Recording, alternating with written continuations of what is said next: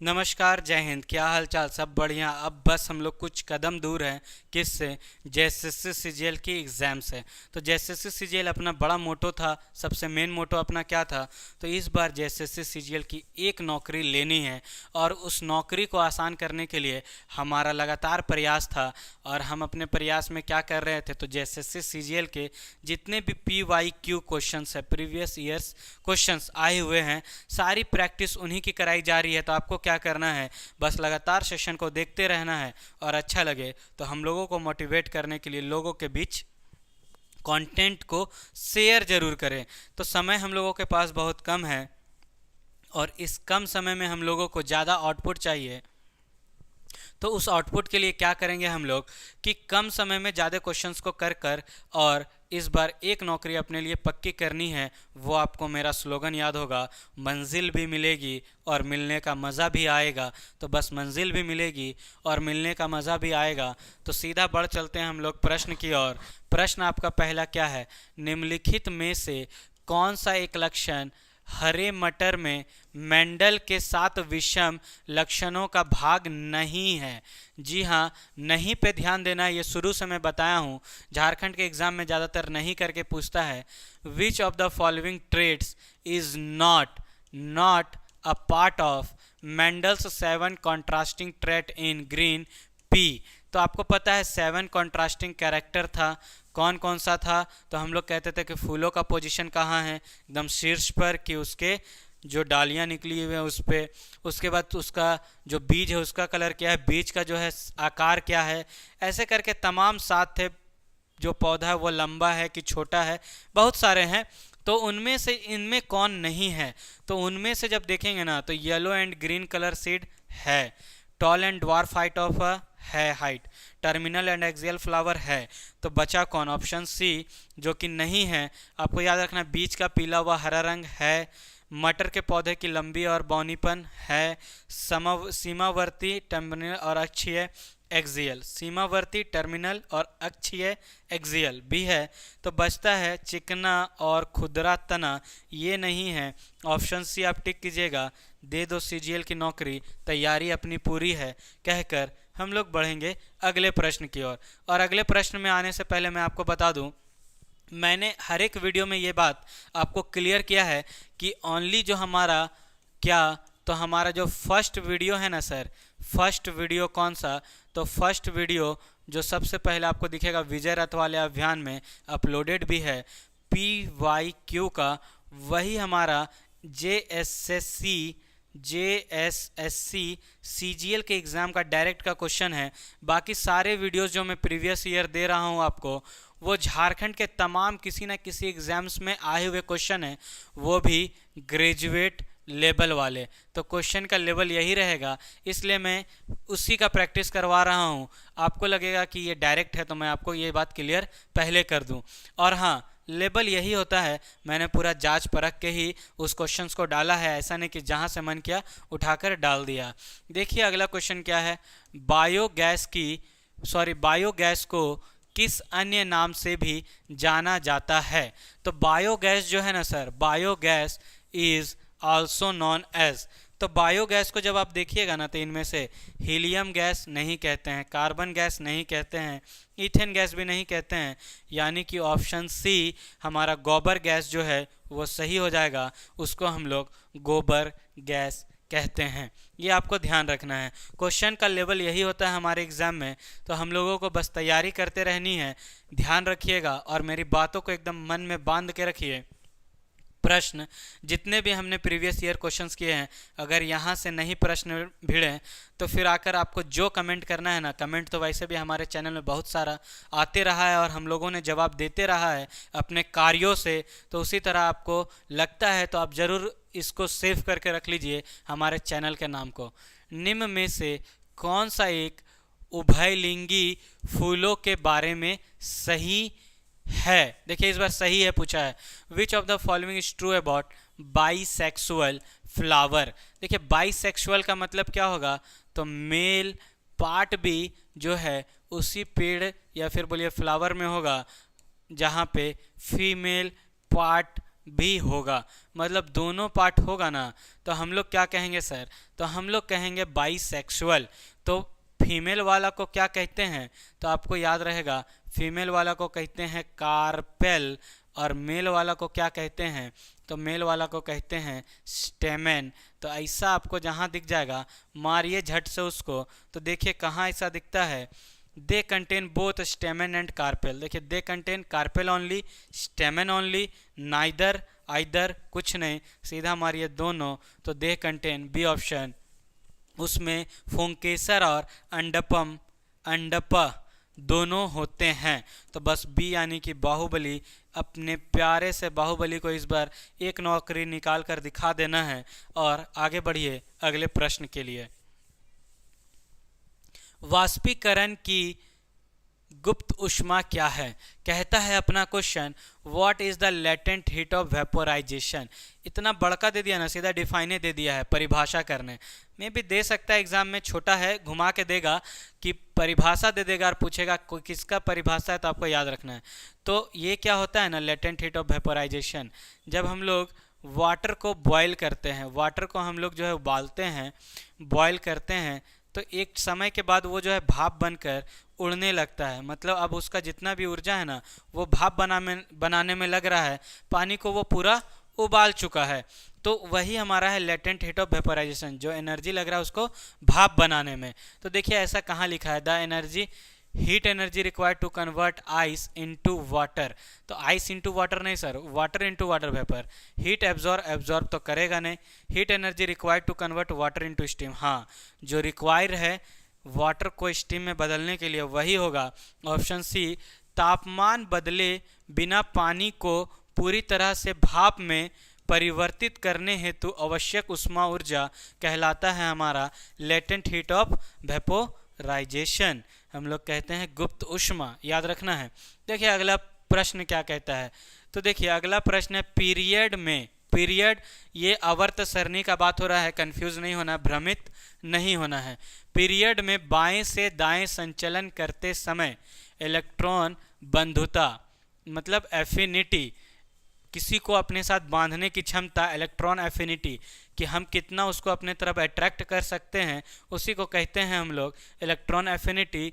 क्या होगा जब हम लोग लेफ्ट से राइट की तरफ जाएंगे? तो आपको पता होगा इधर होता है धातु, तो धातु बांधता नहीं है, धातु खुला, अपने आप को खुला महसूस करता है, लोगों को बांटता है।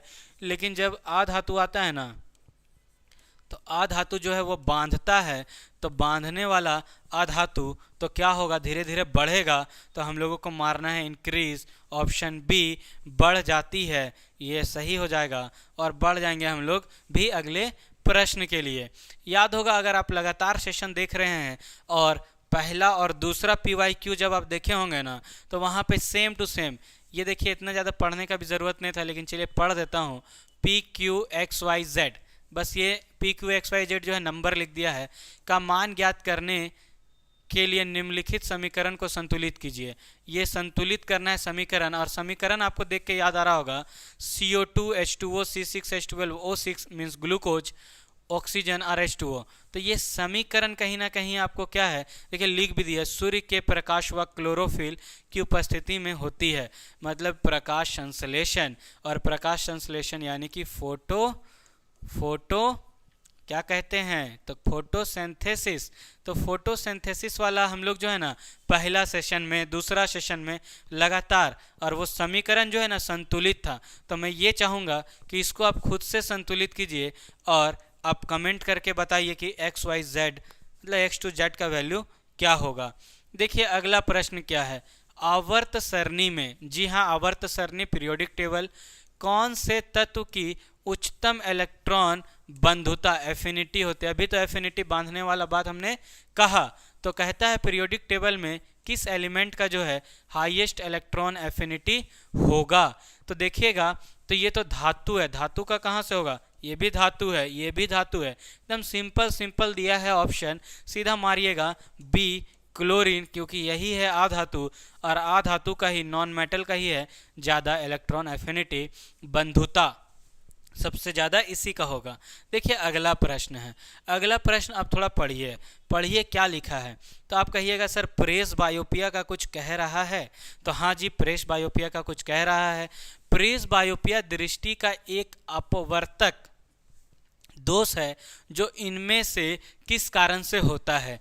देखिए कहता है प्रेस बायोपिया, ना ही हमको सामने वाला सही से दिखेगा, ना ही हमारा दूर वाला सही से दिखेगा। ऐसा थोड़ा उम्र होने लगता है ना, बुढ़ापा आने लगता है, तब होता है।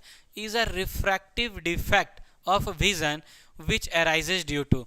आपको पता होगा, देखिए उतना अच्छा मेरा ड्राइंग नहीं है, बट मैं समझाने की कोशिश कर रहा हूँ, तो आई होप आप समझने के लिए जाएंगे, ड्राइंग में जो है नहीं जाएंगे। तो समझने के लिए आप जैसे ही जाएंगे ना, तो आपको पता होगा ये हमारा है आँख, और यहाँ पे हमारा है आई लेंस, आँख की क्या कहते हैं उसको हिंदी में, और ये उसको पकड़ के रखा है। तो या तो लेंस थोड़ा कमज़ोर हो जाता है सर, ये भी थोड़ा कमज़ोर हो जाता है, एक कारण तो ये है। और ये वाला जो मसलवा है ना, मसल्स को कहते हैं सिलेरी मसल्स, थोड़ा बुढ़ापा आते आते ये भी अपना काम करना थोड़ा बंद कर देता है, इसका नाम है सिलेरी मसल्स। तो इस दोनों कारण को यहाँ पे हम लोग कंसिडर करते हैं, जिसके कारण से क्या होगा कि कमज़ोर हो जाएगा हमारा प्रेस बायोपिया वाला सिस्टम दिखने लगेगा। तो सिस्टम कहाँ पे ऐसा दिखता है, तो देखिए gradual weakening of ciliary muscles only, नहीं। Diminishing flexibility of eye lens, नहीं। Both gradual weakening of ciliary muscles and diminishing flexibility of eye lens. Option C जो है ना सर, ऑप्शन सी वो सही हो जाएगा। दोनों सिलियरी मांसपेशियों के धीरे धीरे कमज़ोर होने और आई लेंस के कम होते हुए लचीलेपन के कारण अपना आँख जो है ना वो खो देता है, नज़दीक वाला को भी देखने की क्षमता और दूर वाला को भी देखने की क्षमता, हल्का हल्का धुंधला धुंधला दिखेगा। तो ये हमारा यहाँ पे सही होता है। हम लोग बढ़ जाएंगे अगले प्रश्न के लिए। देखिए अगला प्रश्न क्या है, अगला प्रश्न है अवतल दर्पण में एक प्रतीयमान छवि लेने के लिए वस्तु को कहाँ रखा जाना चाहिए। कहता है, क्या कहता है कि हम लोग चाहते हैं वर्चुअल इमेज को बनाना इन अ कॉनकेव मिरर। जी अवतल दर्पण है, कॉनकेव मिरर है।